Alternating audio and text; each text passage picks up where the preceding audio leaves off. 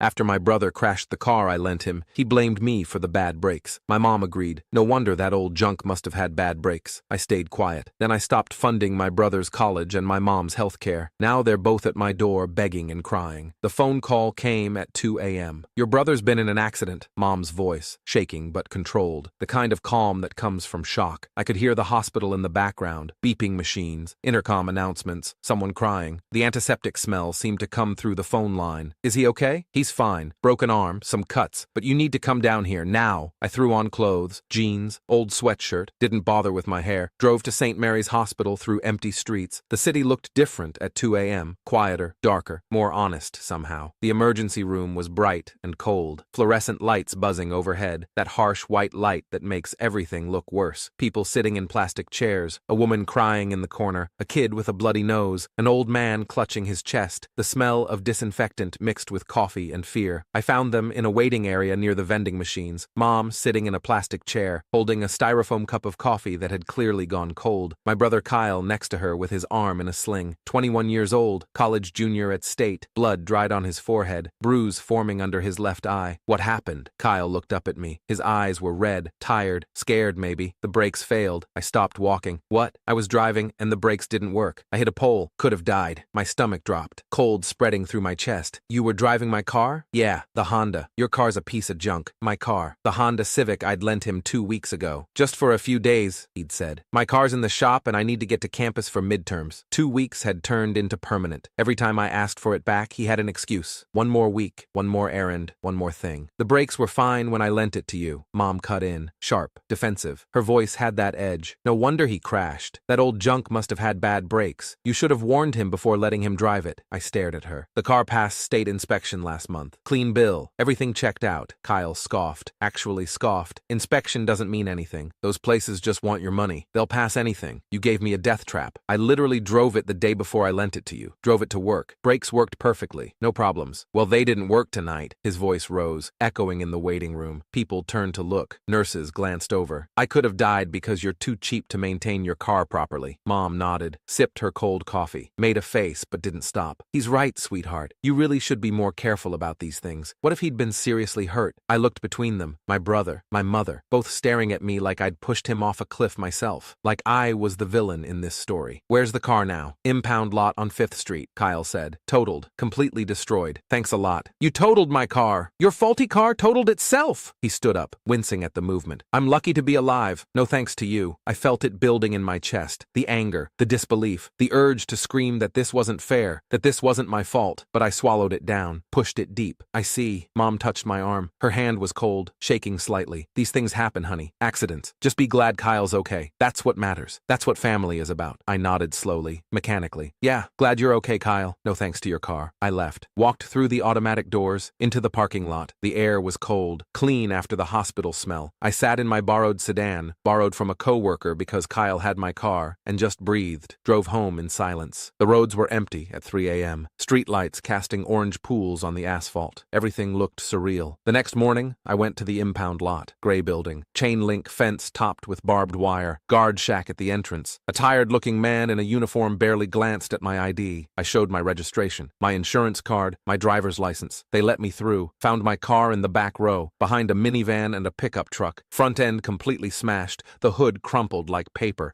glass everywhere, shattered across the concrete. The pole had gone through the radiator, through the engine block. It looked bad, but something caught my eye. The brake pedal was fine, not stuck to the floor, not broken off, not jammed, just fine, normal, sitting right where it should be. I crouched down, looked underneath despite the oil and coolant leaking onto the ground. The brake lines looked intact, no visible damage before the point of impact. I took pictures, lots of them, every angle, the brake lines, the master cylinder, the pedal itself, the calipers through the broken wheel wells. Then I called Marcus, friend from high school. He'd gone to trade school instead of college, mechanic now, ran his own shop on the east side. Can you come look at something? When? Now? He met me there an hour later, showed up in his work truck, tool belt, grease under his fingernails. He walked around the car slowly, methodically, got underneath despite the broken glass and fluids everywhere. 20 minutes later, he stood up, wiped his hands on a rag. Brakes are perfect, he said. Well, were perfect before the crash. This wasn't mechanical failure. You sure? Positive. See this? He pointed to the brake pad through the wheel well. If the brakes failed, you'd see specific wear patterns here. Metal on metal. Fluid leakage there at the line connections. scoring on the rotor. None of that. These brakes were functioning perfectly until impact. So it was driver error. Yeah, he either wasn't paying attention, was going too fast to stop in time,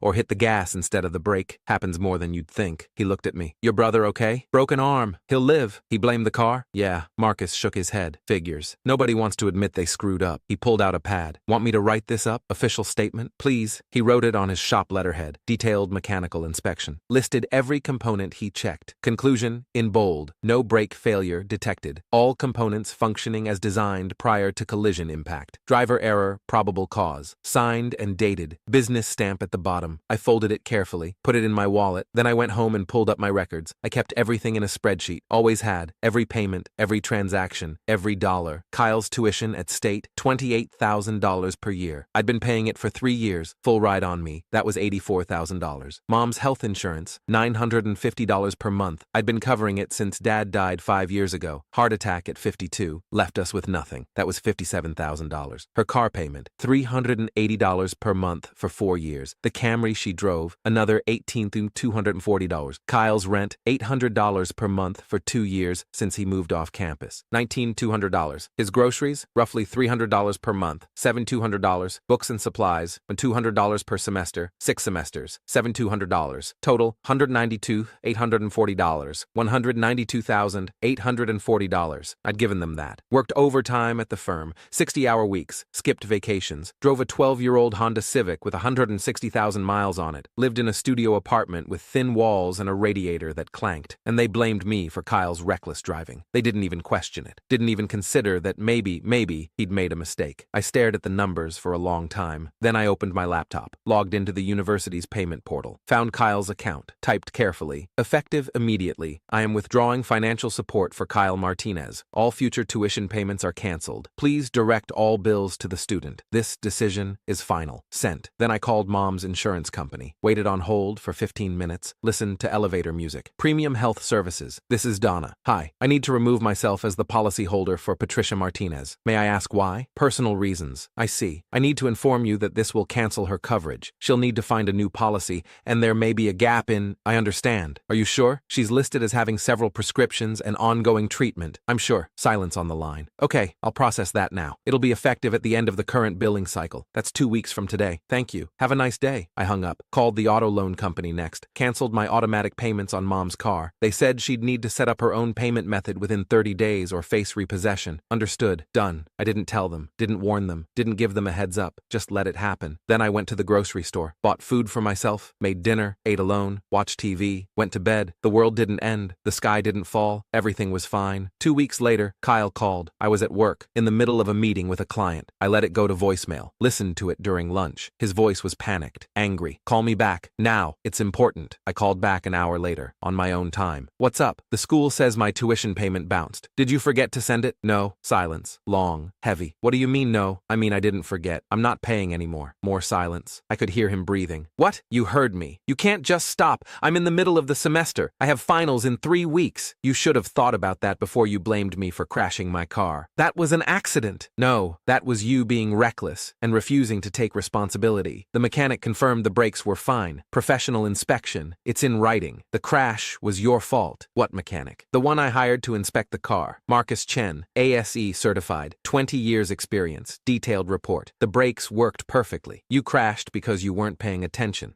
That's not, you can't just believe some mechanic. I believe evidence. I believe documentation. I believe someone with no reason to lie. I kept my voice calm, even. What I don't believe is you, because you lied. You blamed me instead of taking responsibility. Mom! I heard him yell, moving away from the phone. Mom! He's cutting me off. He says he's not paying anymore. Footsteps, shuffling, voices in the background. Then Mom's voice, sharp, angry. What is this about? I'm done funding your lives. Excuse me? You heard me. No more tuition, no more insurance, no more rent, no more car payments, no more groceries. Figure it out yourselves. You can't do this. Actually, I can, and I am. Why? Because of some stupid argument? No, because you blame me for Kyle's accident without even considering I might be telling the truth. Because you called my car junk. Because you made me the villain when I've spent almost $200,000 taking care of you both. Silence. 200. That's not, you're exaggerating. I have receipts. Every payment, every transaction, every dollar documented. Want me to email you the spreadsheet? Nothing. He's your brother, and you're my mother, but neither of you cared about that when you needed someone to blame. She started crying. Please, I can't afford insurance on my own. The premiums will be twice as high at my age. I have pre-existing conditions. I need my medications. Figure it out. I'm your mother. Then act like it. Stand up for me once in a while. Consider my side. Give me the benefit of the doubt. You know, all those things you didn't do. This is about more than the car, isn't it? Yes. What do you want me to say? Nothing. I don't want to hear anything from you. Please. Goodbye, Mom. I hung up. She called back immediately. I declined it. She called again. Declined again. Declined. Then the texts started. Please, pick up. We need to talk about this like adults. You're being unreasonable. I'm sorry. We're both sorry. Please call me back. Kyle is crying. How can you do this to your own family? I turned off my phone, put it in my desk drawer, finished my workday. Kyle showed up at my apartment the next night. I was making dinner, pasta with marinara. Simple, easy. The knock came hard, pounding, urgent. I looked through the peephole. Kyle, face red, eyes wild, breathing hard. I opened the door. You're ruining my life, he shouted, right in my face, loud enough for the neighbors to hear. Mrs. Chen next door definitely heard. The school dropped me. I'm not enrolled anymore. You ruined my car. I'll pay you back. With what money? You don't have a job. I'll get one. Good. Use it for tuition. I can't afford tuition working part-time. Then work full-time. Or take out student loans, like millions of other people. His face went redder, darker, veins visible in his neck. Mom can't afford her medication without insurance. She'll run out in 3 days. Maybe you should help her. I'm a student. Not anymore. The school dropped you for non-payment yesterday. Didn't they email you? His face went white, all the color draining out. I thought